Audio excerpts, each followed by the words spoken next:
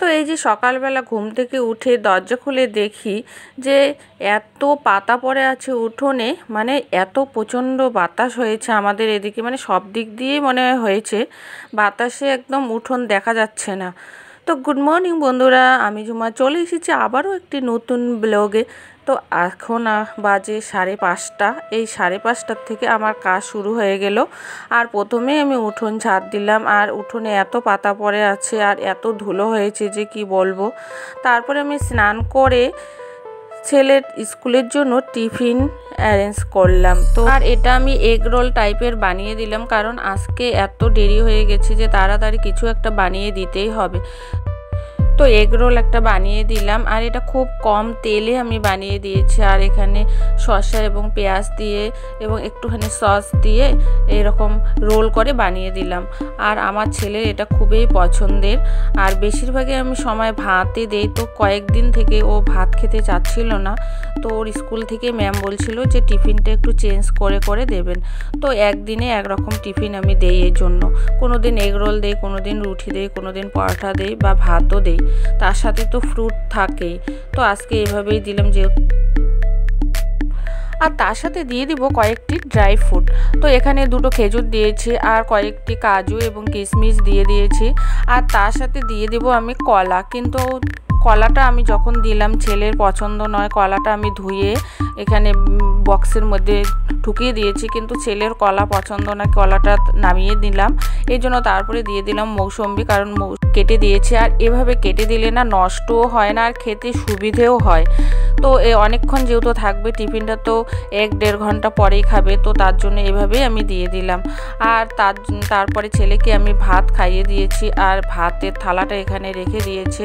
তো সকালবেলা না তেমন কিছু খেতে পারে না, তো এখানেই আমি আজকে লবণ হলুদ মেখে ছেলেকে খাইয়ে দিয়েছি।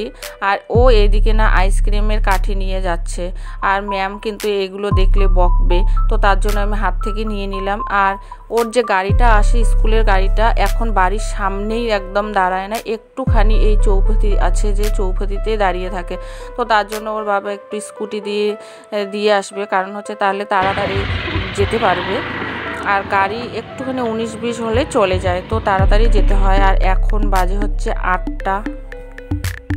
তো ছেলেকে স্কুলে পাঠিয়ে দিয়ে আমি এখন ব্রাশটা করব, কারণ আমার ব্রাশ করা হয়নি। মুখ ধুয়ে নিয়েছি, স্নানও করে নিয়েছি, কিন্তু ব্রাশটা আমি দেরিতে একটু করলাম, কারণ এতটাই সময়ের অভাব না, সকালবেলা 8টার মধ্যে সব কিছু কমপ্লিট করা মুশকিল হয়ে যায়।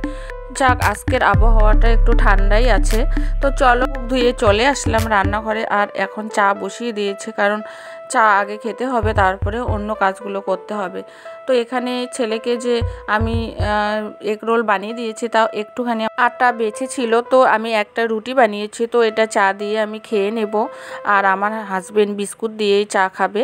আর ওর চা খেতে অনেক দেরি হয়ে যায়, মানে আমার চা খাওয়া হয়ে যায় তারপরে ও চা খায় এরকম। তো যাই হোক, চা এখানে হয়ে গেছে। আর এখন আমি দেখব এখানে কি রান্না করা যায়। তো মাছ নিয়ে এসেছে, আর এটা সম্ভবত বাটা মাছ হবে, আর পুকুরের মাছ।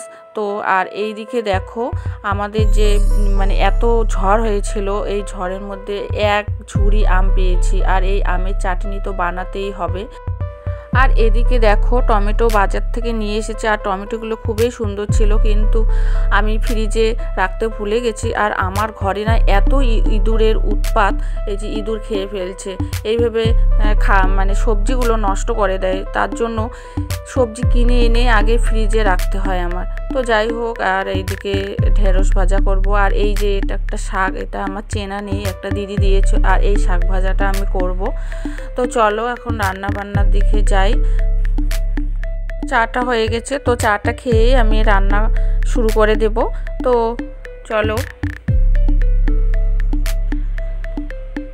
তো বন্ধুরা, প্রথমে আমি এখানে ঢেঁড়স ভাজা করব, কারণ ঢেঁড়স ভাজা বসিয়ে দিয়ে তারপরে আমি অন্য সবজিগুলো কাটবো। আর আমি না একবারে সবজি কেটে রান্না করার আমার মতো সময় নেই। সবজি কাটবো তারপরে রান্না করব এরকম না, কারণ আমি ভাত বসিয়ে দিয়েও একটা সবজি কেটে তারপরে ওটা বসিয়ে দিয়ে আর একটা সবজি কাটি, মানে এরকম করে আমার করতে হয়, কারণ আমার একা হাতে সব কিছু সামলাতে হয় তার জন্য।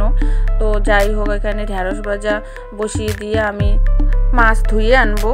আর এই যে দেখো বন্ধুরা মাছ ধুয়ে এনেছে আর মাছ এখানে ভাজা বসিয়েও দিয়েছি। আর কারেন্ট চলে গেছে দেখে একটু অন্ধকার অন্ধকার টাইপের হয়ে গেছে, মানে ভালো করে দেখতে পাচ্ছি না। আমার রান্নাঘরটা কিন্তু বেশি দেখা যায় না, হালকা দেখা যায়, লাইট জ্বালিয়েই আমি কিন্তু রান্না করি। তো এদিকে মাছের ঝোল বানাবো আর মাছের ঝোলটা খুব হালকা করেই বানাবো।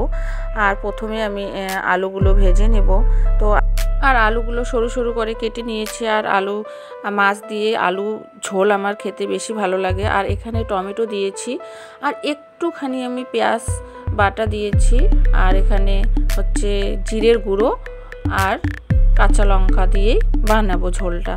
ও অনেকেই পেঁয়াজ ছাড়াই মাছ ঝোল করে, কিন্তু আমি একটুখানি পেঁয়াজ দিই, তাহলে আমার মানে গ্রেভিটা আসে, তার জন্য বেশি ভালো লাগে। আর এদিকে মাছ আর আলু ভেজে রেখেছি, তো এখন দিয়ে দিব। আর ঝোলটা একটু পাতলাই করব, আর পাতলা ঝোল খেতে বেশি ভালো লাগে। আমার বর কিন্তু এই আলু দিয়ে মাছের ঝোল খেতে বেশি ভালোবাসে, কারণ আমি কোনোদিন যদি পেঁপে বা স্কোয়াশ দিয়ে ঝোল বানাই সেটা ও পছন্দ না। আর চলো এদিকে মশলাগুলো কষিয়ে দিয়েছি আর আলুগুলোও দিয়ে দিয়েছি। আর এখন জল দিয়ে আমি ঢেকে দেব। আর 5-7 মিনিট পরে আলুগুলো সেদ্ধ হয়ে গেলে আমি মাছগুলো দিয়ে দেব। আর মাছগুলো দিয়ে বেশিক্ষণ না, 2 থেকে 3 মিনিটের মতো জাল করব, তারপরে আমি নামিয়ে নেব। এই যে মাছের ঝোল আমার রেডি হয়ে গেল। আর এখন আমি বানিয়ে নেব হচ্ছে চাটনিটা। তো চাটনিটা আমি যে বানিয়ে নেব, এখানে ফোড়ন দিয়েছি তেজপাতা, শুকনো লঙ্কা আর একটুখানি সর্ষে ফোড়ন দেব আমি। আর চাটনির মধ্যে আমি সর্ষে ফোড়ন দিতেই বেশি পছন্দ করি। তো সর্ষে ফোড়নটা দিয়ে একটু ঢেকে দেব, কারণ চোখে মুখে পড়ার ভয় আছে। তো আর কাঁচা আমের চাটনি কিন্তু আমি এটা চাটনিয়ে বানাবো। আর যখন একদম কাঁচা আম থাকবে সেটা টক বানাবো, সেটা বেশি ভালো লাগে। তো এটা আমি একদম গুড় দিয়েই চাটনি বানিয়ে নেব। আর এখানে লবণ হলুদ দিয়ে দেব। আর লবণ হলুদ দিয়ে একটুখানি আমি ভেজে নেব। আর ভেজে নিয়ে আমি ঢেকে দেব। আর এই 7-8 মিনিট আমি ঢেকে রাখবো একদম লো আছে। আর তাতেই কিন্তু আমগুলো সেদ্ধ হয়ে যাবে। আর তাতে দিয়ে দেব গুড়। আর গুড় দিয়েই আমার চাটনি খেতে ভালো লাগে। আর এটা একদম ঘন চাটনি হবে, যেহেতু আমগুলো আগের দিনেই পড়েছিল, তো একটুখানি পেকে পেকে গেছিলো, তো এটা তেমন একটা ভালো লাগবে না, তার জন্য আমি গুড় দিয়েই চাটনি বানিয়ে নিলাম। আর একদম যেটা গাছ থেকে পেড়ে যে কাঁচা আমটার চাটনি বানাই, সেটা কিন্তু আলাদা টেস্টি লাগে।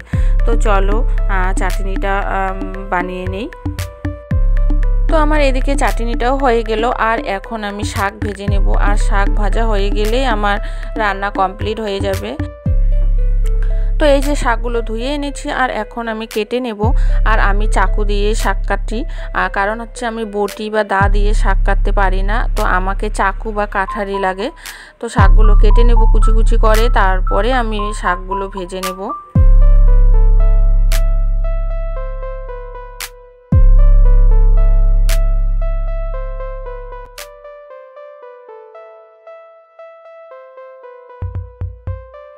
আর শাক ভাজা ফোড়নে আমি দিয়ে দিয়েছি এখানে কয়েকটি কোয়া রসুন, কাঁচা লঙ্কা 2টো, শুকনো লঙ্কা 2টো, আর দিয়েছি আমি কালো জিরে, কারণ কালো জিরে আমি শাকে দিবই।